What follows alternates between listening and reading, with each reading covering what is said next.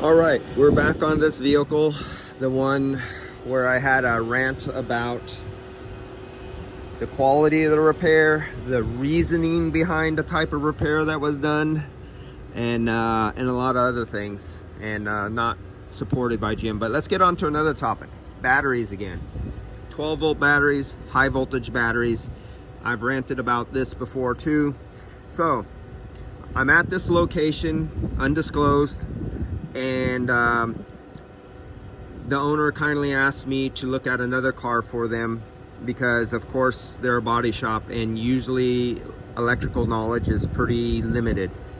And they have this customer who has this particular 100% electrical vehicle, and it's sitting right next to me over here, about 20 feet away, and it came in here. It was towed this time. And I'm going to give you the rundown on the story. The story was the vehicle left the body shop after 4 months of sitting inside the body shop because, you know, parts have been hard. There's no problem with that. I'm trying to explain this to many of the customers. Don't get mad at your body shops. They're having a problem getting parts because we had some derelicts in our country who decided it was a good idea to ship all our manufacturing out of our country. Like this wouldn't hurt us sometime in the future, and then there was this thing called a shutdown.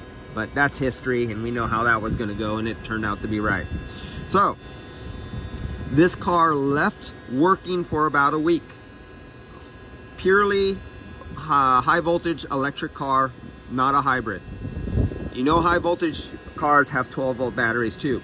And what have I talked about many times about what shops, especially body shops, do to 12-volt batteries when they sit there for a long time? So this person asked me, can you help me on this electric vehicle?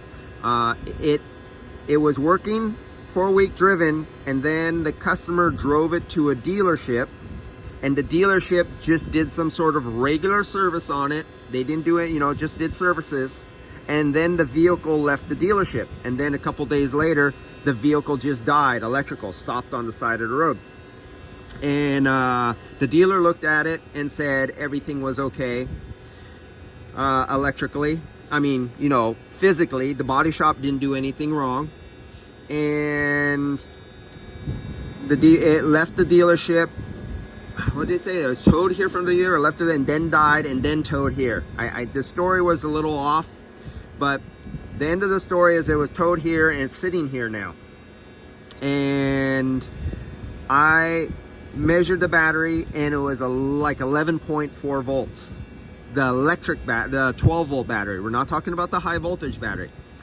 Every computer, every solenoid, every contactor, everything is operated off the 12-volt battery. If the 12-volt battery doesn't have good health, funny things start happening to computers when they get full voltage. If there's not enough full voltage to keep solenoids engaged, contactors open, a lot of funny stuff starts happening when 12-volt battery. But they just tested the 12-volt battery here at the shop. They have one of the expensive 12-volt battery testers, and it just passed the load test and said it was okay. But I went up there and I can see the voltage has dropped a couple volts, or well, down to 11.4 volts just sitting. So you cannot have a battery going down to 11 volts and being saying it's good, but yet these expensive electronic battery load testers will say batteries are good when they're sometimes not bad. I've seen this for years over many manufacturers, very expensive, several $1,000 battery testers say a bad battery is good. And what I usually do when I have time and I want to prove something to somebody and I want to give an education class that day, I'll go and I'll rip the stickers off the top of the battery. I'll break the tabs open. I'll literally break open the top of the battery, and I'll get my electric probes. Now, we used to do this on the old for VAT 40, for you guys who remember what a VAT 40 was, and we had these black and red big anodes that had zinc probes off of them, and you'd put your clamps onto the back of the tester extension with the zinc probes, and you would drop the zinc probes into each two cells, positive, negative, positive, and you do a cell by cell test. and you can have like 1/10 of a volt or 2/10 of a volt difference between any two cells. And when you found one that was not like the other, remember that old kids thing, find that one that's not like another, and I had a song to it and stuff. Okay, I'm going on. You had a bad cell right there. That was more accurate than any multi-$1,000 battery tester on the market. You could pass a load test and some of these battery tests on these very expensive pieces of equipment, but when you brought out something as simple as 2 zinc nails, because nails that are coated in zinc, you'd hook your connectors on them and do the same thing. You would do a cell-by-cell test. You can fail a cell-by-cell test, but pass a very expensive battery tester test. And so the vehicle goes out on the road, sits overnight in the customer's car, and the battery is going bad, and then fails on them intermittently on the road, or when they get home and they get a no start problem, or they have shifting problems, acceleration problems, maybe windows or you know, window actuators stop functioning and a window won't shut all the way, or open and then don't ring. And this could all be stemming from a 12-volt battery. It's not bad enough to make a no start and the headlights still work, but it's bad enough and on the cusp, and it doesn't set a code either, because this vehicle came from the dealership and they said there was no code. Because I specifically asked them, "You sure the dealership said there was no code related to anything electrical?" And she goes, "Yes, there was no code from anything electrical."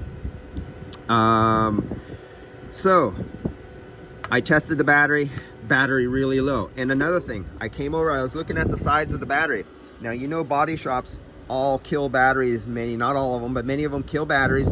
Then they put their battery test or battery charger on the batteries to charge them up, and they charge them up really fast. And the harder you hit the battery, with the faster you try to charge it, the more heat you generate.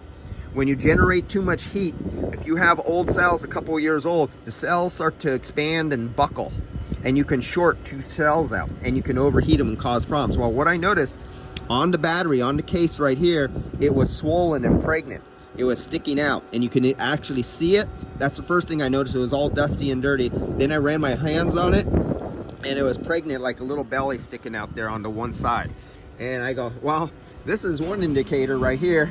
This thing was severely overheated at one time, and I know what shops do to batteries, especially when I see that they have only old charging equipment that doesn't limit itself on how much charge goes out into a battery.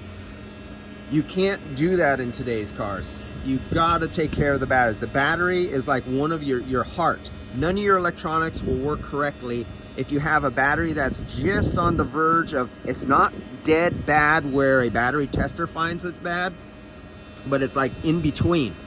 And the only way, and unfortunately batteries are sealed nowadays, a cell test is the most accurate way to indicate that, unless you have a visual like that battery did on that electric vehicle. The 12-volt battery had a bulge out the side of the battery, and when I tested it, it was only 11 some volts, and they just finished charging it and testing it, and it can't hold voltage over time. So that's back onto one of my many rants about shops killing batteries. And another thing, they don't know about load shedding, and they don't know about the amp probes that are located on a lot of the vehicles nowadays. They're actually, you cannot overcharge or swap out a battery on some of these vehicles without getting into codes and resetting it, because the brain of the car literally trains itself on how many cold cranking amps, how much amperage, how much capacity the battery, and the voltage it takes to top it up. It trains itself to operate on the old battery that is in there, and if you just throw a new battery in there, it messes things up, and you have to go through a reset procedure, and a lot of guys know that. I mean, look at here. Here's a charging thing. They have a big X. Oh, no, pressure washer is that what they have, a big X on here. But batteries need more warnings on them. Education of the owners of shops and education of their employees on the electrical of these new cars. I mean, they have, a lot of these shops have nobody who knows the electrical more than a light bulb.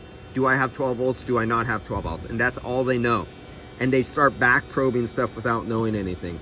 Education, guys. I mean, this industry is really hard up at engineering. No one wants to pay for it. No one wants to sacrifice. No one wants to take little trips and flights out to different states to go to factory training or nothing. They don't want their little parts house and have a guy attend some meeting for 3 days and they go, oh, but then my employees leave me after I pay for training. Employees just don't go out and leave and you're screwed up in the first place. Employees will stay there unless like somebody has to move away because somebody died, or an ailing grandmother or mother is getting sick in her old age and they live in another state, then they got to, that's when they move away. If employee is in a good place and getting paid a good wage and is under a good working business, they'll stay there for nearly ever. Employees turn over. If you're in a business where employees are turning over all the time and they're leaving, there's something wrong with the business. There's nothing wrong with the employees. Look in the mirror and there lies the problem. See you guys. Education is everything.